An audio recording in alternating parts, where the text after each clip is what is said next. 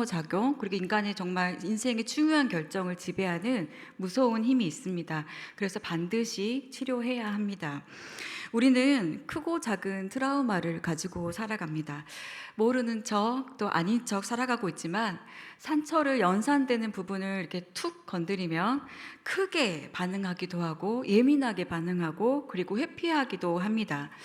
또한 우리가 하나님의 교회를 섬기면서 교회 성도 간에 그 받는 깊은 상처 또는 작은 상처들이 있습니다.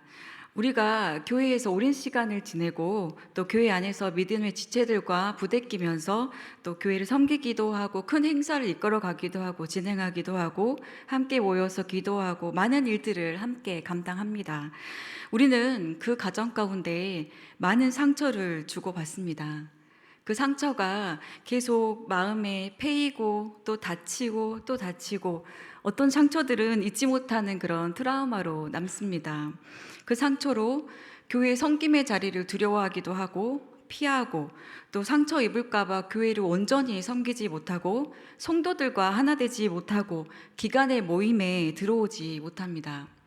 제가 사역하면서 듣고 보았던 그 교회의 트라우마에 대해서 이야기해 보려고 합니다. 첫 번째는 성가대 트라우마입니다. 성가대 연습, 부족한 실력이지만 성가대에 섬기는데 옆에 앉은 집사님이 왜 음을 그렇게 잡지 못하냐고 나도 헷갈린다고 면박을 줍니다. 이제는 성가대에 참석하지 않겠습니다. 성가대만 바라보면 그때 느꼈던 모욕감과 치욕감이 떠오릅니다. 또 방송실 트라우마가 있습니다. 방송실에 섬길 때 작은 실수를 하면 크게 보이는 게 방송실입니다. 누가 급하게 올라와서 퉁명스럽게 왜 화면을 넘기지 않냐, 왜 이렇게 느리게 넘기냐, 마이크 소리가 잡음이 너무 심하다, 소리가 크다, 소리가 작다, 가지도친 말이 상처가 되어서 방송실에는 이제 들어가고 싶지 않습니다. 세 번째는 교회 식당 트라우마가 있습니다. 식당 봉사하면서도 상처를 많이 받습니다. 한 음식을 만드는 데는 많은 레시피들이, 방법들이 있습니다. 그런데 서로의 그 자신의 방법을 주장하다 보면 분명히 상처받는 쪽이 생깁니다. 어느 교회에서 김장을 하는데 김장 소금 간하는 것부터 갈등이 생깁니다. 소금을 그냥 뿌리면 된다. 어떤 분은 소금물에 이렇게 푹 절여서 건져내야 된다. 또 어떤 한 권사님이 김장에 늙은 호박을 넣으면 정말 맛있다더라. 그런데 한 집사님이 아닙니다. 맛이 없어요. 이런 과정에 또 그 집사님이 상처를 받고 또 늙은 호박을 이제 결국엔 넣었는데 1년 동안 김치에 물이 흥건하고 맛이 없어서 성도들이 김치가 맛이 없어요 라는 말에 그 권사님이 또 상처를 받습니다. 카레 재료를 써는데 당근을 왜 이렇게 크게 써냐, 작게 썰어야지. 이런 조그마한 문제에 또 상처를 받습니다. 주방 트라우마가 생깁니다. 그리고 네 번째는 교사 트라우마가 있습니다. 일주일에 열심히 살고 주일에 아동부 교사를 섬기기 위해서 왔는데 한 번 늦었습니다. 아이들보다 조금 늦었습니다. 그래서 부끄러워가지고 허리를 숙이고 들어가는데 담당 교육자 눈이 옆으로 착 찢어지더니 설교 시간에 교사가 아이들보다 늦냐고 설교로 작사를 냅니다. 그 마음에 상처가 생깁니다. 이제 교사 안 하겠습니다. 몇 가지 예를 들었지만 우리가 교회 안에서 받는 여러 종류의 크고 작은 상처들이 있습니다. 여러 모양의 상처들이 있습니다. 이런 상처들이 쌓이고 또 쌓이고 해결하지 못하고 또 크고 작은 일, 이런 일이 반복되면 결국에는 교회 한멸을 느끼고 떠나가기도 합니다. 하나님만 바라보고 신앙생활 하면 되지. 내가 저 사람들과 만날 필요가 있는가? 교회에 깊숙이 관여하면 안 된다. 상처받는다. 적당히 내가 만든 거리를 유지한 채 그렇게 멀어지고 또 멀어지고 실망하고 또 실망하고 결국에는 안 나가 가난한 성도가 됩니다. 여러분 어떠하십니까? 이런 경험 한 번쯤은 있으십니까? 지금 머릿속에 생각나는 교회에서 받은 상처들이 있으십니까? 잘 극복하고 행복하게 신앙생활 잘 하고 계십니까? 우리가 이러한 상처들로 인해서 교회의 한멸을 느끼고 그냥 조용히 영상 예배 드리고 또 만나면 또 상처받을까 싶어서 아무도 만나고 싶지 않을 때 이 상처 때문에 하나님의 교회를 온전히 섬기지 못하고 하나님의 교회를 사랑하지 못할 때 우리는 어떻게 해야 할까요?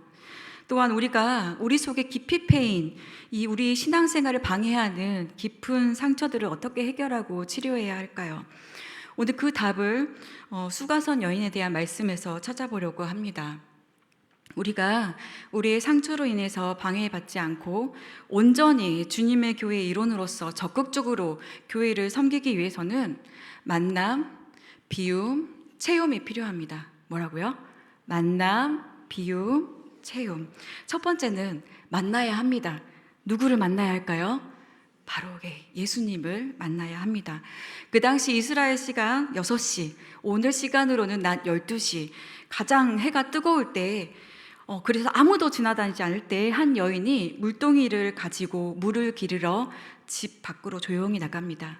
이 시간에 혼자 나왔다는 것은 정상적이지 않습니다. 여인들이 물을 기르러 나갈 때는 뜨겁지 않은 시간, 아침 저녁으로, 그리고 무리를 지어서 물을 기르러 갔습니다. 그런데 이 수가성 여인은 그 무리에 끼고 싶지 않았습니다. 그리고 낄 수도 없었습니다.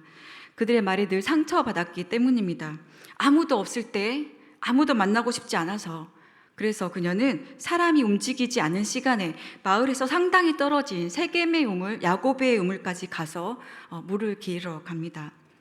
마음이 바짝 말라서 그 갈급함을 느끼면서도 모르는 척, 아닌 척 그렇게 살아온 인생입니다. 사람들에게 상처받고 또 상처받고 이 굳어진 그 마음으로 이젠 더 이상 아무도 만나고 싶지 않아. 또 만나면 상처받을 거 뻔한데, 그래서 몰래 사람이 다니지 않을 때 그 마지못해 사는 삶을 위해서 물을 길러 나왔습니다. 사람을 피해 나온 그 여인은 우물 곁에 앉아있는 한 사람을 봅니다. 그 사람도 그 여인을 바라봅니다.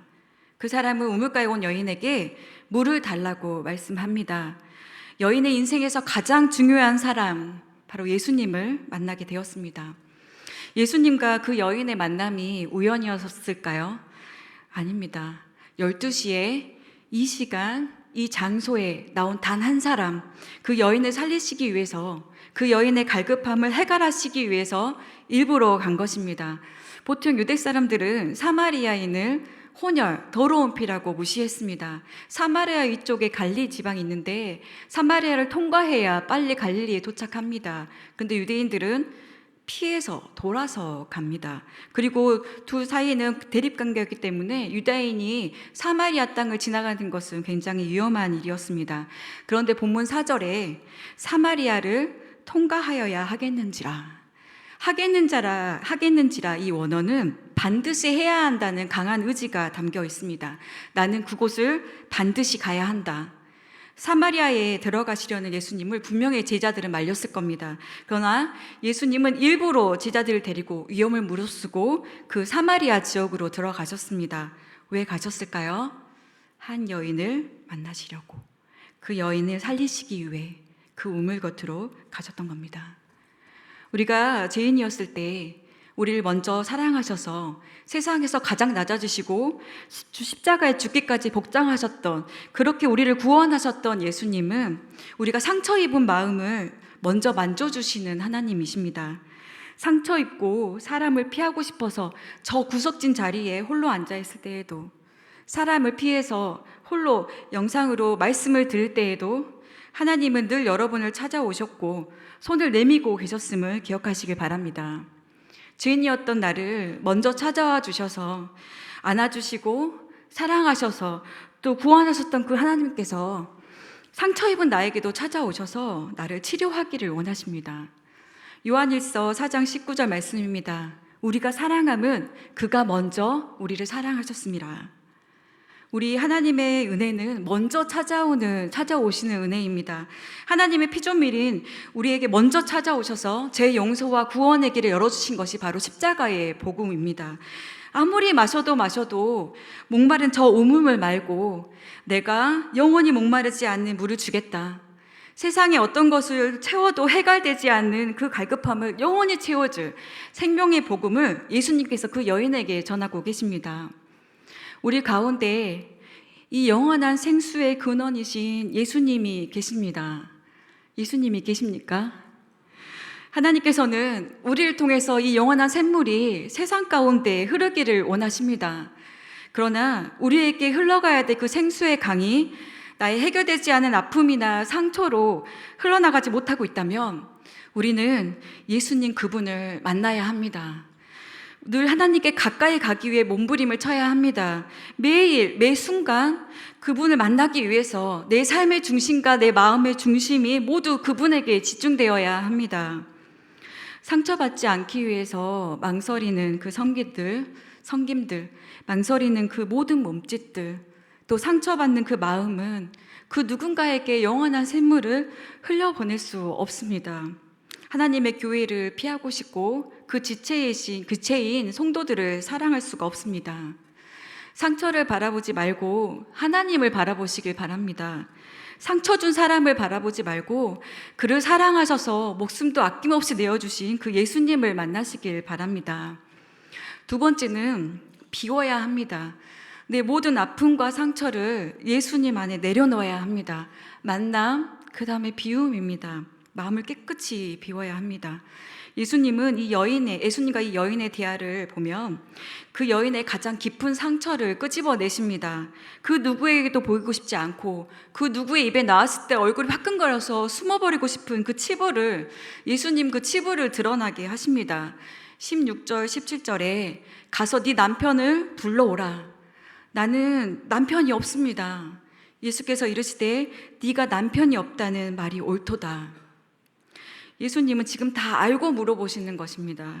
이 여인에게는 남편이 5이나 있었습니다. 그러나 실제로 남편이라고 부를 수 있는 사람은 단 한 사람도 없었습니다. 그렇다면 그 여인이 어떤 아픔을 가지고 살았는지 짐작이 됩니다. 그 아픔은 누구에게도 드러내고 싶지 않은 것이었고 지금 그 문제로 사람을 피하고 힘든 인생을 살아가고 있습니다. 사람들 향해서 문을 꼭꼭 닫아버리게 하는 그 상처였습니다. 혼자 있는 것, 사람을 피해서 피하는 것이 자기 마음을 보호하는 것이라고 생각했습니다. 그동안 어떤 사람으로도 채울 수 없는 그 여인의 속 마음 깊은 곳에 그 갈급함과 그 메마른 심령, 그 아픈 마음을 예수님이 지금 만져주십니다. 마치 외과 의사가 그 환자의 환부를 도려내고 드러내는 것처럼 그 여인의 아픈 문제를 예수님 앞에 드러내게 하십니다. 예수님 앞에 내 상처를 다 드러내고 고백하십시오. 이 여인의 메마름을 치료하셨던 예수님이라면 오늘 내 마음속에 있는 메마름도 치료할 수 있는 분임을 믿습니다. 그리고 이 여인의 아픔을 치유하셨던 그분이라면 나의 예수님이기도 하기에 나의 아픔을 치료해 주실 분이십니다. 우리가 교회에서 상처를 받을 때 그냥 혼자 예배드리면 되지, 그냥 교회를 떠날랍니다, 이런 말을 너무 쉽게 합니다. 혼자 내 믿음 지키면 되지. 그런데 우리의 신앙은 교회 공동체 안에 있어야 자라나고 또 교회 한 지체가 되어서 하나님 안에 하나가 되어서 하나님 나라를 이루어가는 것이 하나님의 뜻입니다. 교회는 하나님과 연결되어 있습니다. 문제가 많고 불합리하고 앞으로 문제가 일어날 가능성이 충만한 집단임에도 불구하고 구원받은 자들은 교회 공동체를 떠나지 않습니다. 교회는 누가 세운 것일까요? 목사님들이 세우셨을까요? 아닙니다. 마태복음 16장 18절, 내가 이 반석 위에 내 교회를 세우리니 음부의 권세가 이기지 못하리라. 교회를 세우신 분은 바로 예수님이십니다. 교회를 시작하신 분이 누구실까요? 오순절에 초대교회에 예수님 믿는 사람들이 우리 교회 하나 한번 세워볼까? 그렇게 교회를 시작된 것이 아니라 오순절에 믿는 사람들의 마음속에 임한 그 성령님께서 출발하게 하신 것입니다. 교회는 예수님이 세우신 것입니다. 정말 예수님을 만난 사람이라면 예수님의 그 마르지 않은 영생의 샘물을 그 마신 사람이라면 교회에서 상처받는다고 교회를 떠나지 않습니다. 사람이 만나고 싶지 않다고 교회를 떠나지 않습니다. 정말 그 마음에 생수의 강이신 예수님이 계신다면 그분이 세우신 교회에서 그분이 기뻐하신 뜻대로 그리스도의 몸인 그 교회의 한 지체가 되어서 상처받더라도 교회를 세우고 상처받더라도 사람을 세우는 사람이 됩니다. 교회를 이루고 있는 사람이 다 한 짐이고 또 문제가 없는 사람이 없습니다. 모든 사람은 범죄함으로 태어났고 이 속에 죄를 장착한 채 태어났습니다. 예수 그리스도의 용서받은 우리 또한 완전한 성화를 위해서 그 과정 속에 우리가 함께 걸어가고 있습니다.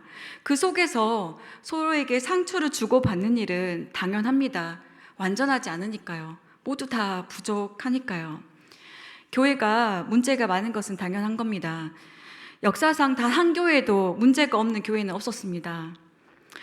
필립 얀시가 쓴 교회, 나의 사랑, 나의 고민이란 책에 이렇게 적혀 있습니다. 지상에는 완전한 교회란 없습니다. 기독교는 삶이 수반되는 종교이며 그 삶은 오직 공동체 안에서만 가능합니다. 잠시 교회를 떠나 있을 때면 고통받는 쪽은 언제나 나였습니다. 믿음이 시들고 사랑이 없는 그 딱딱한 등딱지가 나를 덮었습니다. 그래서 교회를 떠난 나는 매번 빙 돌아서 다시 교회 안으로 들어왔습니다. 나를 벗기고 깨트리고 다듬는 것은 교회입니다. 교회에서 받은 상처와 문제, 모든 것 주님께 내려놓으십시오. 우리 예수님 앞에 감출 것 없습니다.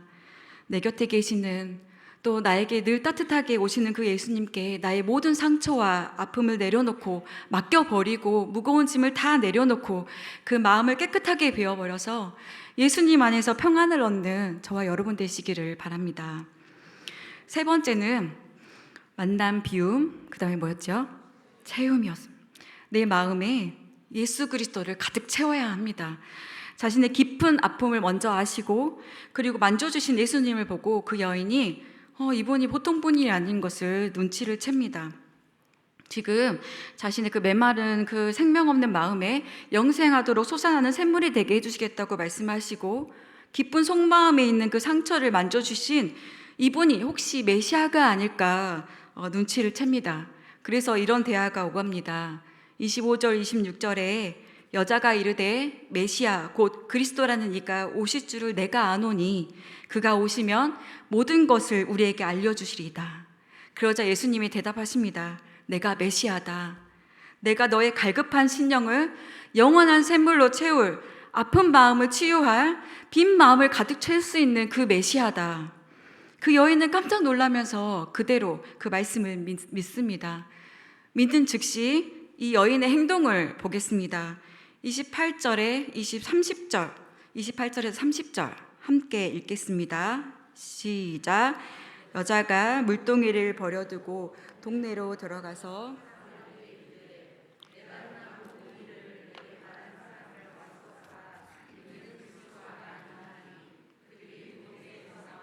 예수께로 오더라. 아멘. 여기서 그동안 사람들을 일부러 피해 다녔던 여인이 이제는 사람들 속에 들어갑니다. 그 마음에 마르지 않은 생수의 강이 막 흘러넘치니까 이제 더 이상 사람을 피할 이유가 없습니다. 완전한 회복입니다. 그리고 아픈 상처를 예수님 앞에 고백하면서 그 비운 그 여인의 마음에는 이제는 예수님이 가득합니다. 육적인 목마름은 중요하지 않아서 물동이를 버리고 사람들에게 달려 들어갔습니다. 상처가 가득한 우리 마음에 예수님으로 가득 채우시기를 바랍니다. 그 마음에 오직 예수님의 그 사랑만, 생수의 말씀만, 영생의 기쁨만 채우시기를 바랍니다. 그래서 이 시간 우리의 인생이 달라지는 은혜가 있기를 축복합니다. 오늘 이 여인의 마음속에 있는 생수의 강이 막 넘쳐서 자신이 사는 그 마을의 모든 사람들에게 흘려보내고 있습니다. 예수님이 그 안에 채워주니까 사람들이 주었던 그 많은 상처는 이제 넘어갈 수 있게 되었습니다. 자신이 피해 다녔던 그 사람들 앞에서 오히려 당당하게 자기가 보고 들은 것을 외쳤습니다. 내 안에 은혜로 가득하면 다른 것은 필요 없습니다. 내 안에 은혜가 가득하면 여유가 생기면서 사람들의 말에 흔들리지 않습니다. 상처가 돼도 그것이 깊은 상처가 되도록 그것을 지속적으로 들여다보고 있지 않습니다. 예수님이 내 안에 계심이 더 기쁘고 예수님이 내 속에 거하심이 너무나 감사하고 이 세상의 아픔과 사람들의 말과 상처는 예수님이 가득한 이 마음에 들여올 틈이 없습니다. 이 안에 은혜로 가득가득 채우시고 또 평안이 넘쳐 흐르시고 생수의 강이 흘러 넘치시기를 예수님의 이름으로 축복합니다. 사람을 피해서 다니면서 상처로 똘똘 뭉쳐있던 이 여인이 이제는 마을 전체를 전도하는 전도자가 되었습니다. 39절입니다. 여자의 말이 내가 행한 모든 것을 그가 내게 말하였dam을 증언하므로 그 동네 많은 사람 사마리아인이 예수를 믿는지라. 이 여인의 전한 복음을 시작으로 41절에 보시면 예수의 말씀으로 말미암아 믿는 자가 더욱 많아지고 마을 사람들이 이제 우리가 친히 듣고 그가 참으로 세상의 구주인 걸 알게 되었다, 이렇게 고백하는 놀라운 구원의 역사가 일어납니다. 태국의 그 국경 지역에 카렌주라는 지역이 있습니다. 거기는 그 캄보디아 내전의 아픔을 가지고 살아가는 사람들이 많습니다. 그곳에는 여전히 많은 지뢰가 매설되어 있습니다. 그곳에 가면 성한 사람이 없습니다. 다리가 잘렸거나 귀가 멀었거나 그리고 가족을 다 잃어서 정신이 나갔거나 한 사람도 제대로가 된 사람이 없는 그 5만 명 중증 피해자들이 공동체를 이루면서 살아가고 있습니다. 그곳에 보면 이제 샌드를 만들고 우족을 만드는데 다리가 없는 사람은 한쪽에 앉아서 샌드를 만듭니다. 회사에서 타이어를 얻어다가 밑창을 만들고 튜브를 얻어다가 끈을 만듭니다. 그리고 재주가 좋은 사람들은 우족을 만듭니다. 팔이 없는 사람은 등에 메어진 바구니를 이고 재료를 나눠주고 만들어진 샌드를 수거합니다. 앞을 못 보는 사람들은 그 목소리로 큰 공간에서 그 사람들이 잘 일할 수 있도록 노래를 불러줍니다. 이런 식으로 자기의 장애를 극복하고 서로를 섬겨줍니다. 교회가 바로 이런 곳입니다. 상처 입은 사람들이 모인 공동체, 부족한 사람들이 모인 곳, 부족한 부분을 채우면서 상처를 보듬어주고 용서하면서 함께 하늘의 소망을 향해 살아가는 그 하나님의 백성들의 모임, 그것이 바로 교회입니다. 교회가 그런 곳임을 기억하시길 바랍니다. 서로에게 주고받은 상처는 있을 수밖에 없습니다. 하나님의 사랑으로 서로를 보듬고 또 상처 준 일을 용서하고 또 받은 상처도 예수님께 내어놓으면서 우리 마음 가운데 그 마르지 않는 생수이신 예수님, 그리고 무한하신 그 하나님 아버지의 사랑을 내 마음에 가득 채워서 이렇게 흘려보낼 때 나도 살고 또 이웃도 살고 우리 교회도 살아나는 놀라운 은혜가 여러분과 저에게 있을 줄 믿습니다. 아멘. 우리 이제 찬양하겠습니다. 주 은혜임을 함께 찬양하시겠습니다.